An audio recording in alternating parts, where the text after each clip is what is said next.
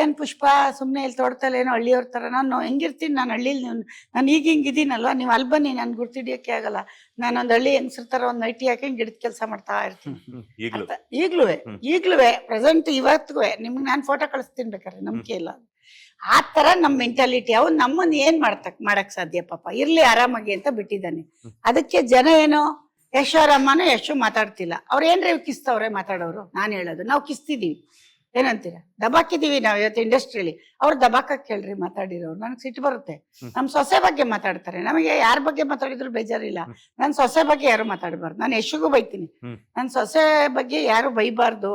ನೀನು ಅಷ್ಟೇ ಚೆನ್ನಾಗಿ ನೋಡ್ಕೊ ಅಂತಾನೆ ನಾವ್ ಯಾವಾಗ್ಲೂ ಗೈಡ್ ಮಾಡಿದೀವಿ. ಸುಮ್ನೆ ಹಂಗ್ ಬೆಳಿತಾನೇನ್ರಿ? ಆಮೇಲೆ ಅಷ್ಟ್ ಚೆನ್ನಾಗಿ ಹೆಂಡತಿ ನೋಡ್ಕೊತಾನೆ ಅಂತ ಎಲ್ಲ ಅಂತಿರಲ್ಲ. ನಾವ್ ಮನೆಯಿಂದ ಕಲ್ಚರ್ ಕೊಟ್ಟಿದೀವಿ, ಹೆಂಡತಿನ ಹೆಂಗ್ ನೋಡ್ಕೋಬೇಕು, ಹೆಂಡತಿ ಜೊತೆ ಹೆಂಗಿರ್ಬೇಕು, ಮಕ್ಳನ್ನ ಹೆಂಗ್ ನೋಡ್ಕೋಬೇಕು, ಅಪ್ಪ ಅವೆಲ್ಲ ಕೊಟ್ಟಿದೀವಿ. ಅದಕ್ಕೆ ನಮ್ ಸೊಸೆ ಅದೆಲ್ಲ ಬರೀತಾರೆ. ನನ್ಗೆ ನಮ್ ಎಷ್ಟು ಬರ್ದ್ರೆ ನಂಗೆ ಏನ್ ಬೇಜಾರಾಗಲ್ಲ. ನಮ್ ಸೊಸೆನು ನಾನು ಮಾತಾಡ್ತಿಲ್ಲ ಅಂತ ಹೇಳಿ ಇವ್ರು ನೋಡಿದ್ರ ಬಂದು, ಅದಕ್ಕೆ ನಂಗೆ ಕೋಪ ಬಂದಿರೋದು. ಅದಕ್ಕೆ ಸಿಟ್ಟು ಬಂದ್ಬಿಟ್ಟು ಮತ್ತೆ ಬನ್ರಿ ಇಲ್ಲಿ ಅಂತ TV9 ಕರೆದ್ಬಿಟ್ಟು ಕೊಟ್ಟೆ.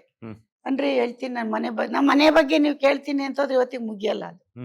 ಎಷ್ಟು 25 ವರ್ಷ ಸ್ಟೋರಿ ನೀವು. ಆಮೇಲೆ ಒಳ್ಳೆ ದುಡ್ಡು ಮಾಡ್ಕೊಬಿಡ್ತೀರಾ ನಮ್ಮನೆ ಸ್ಟೋರಿ ಮಾಡ್ಕೊಂಡು. ಅದು ಕೇಳ್ಬೇಕಾ ನಾವು? ಕೇಳಲ್ಲ ನಾವು, ಯಾಕೆ ಕೇಳ್ಬೇಕು?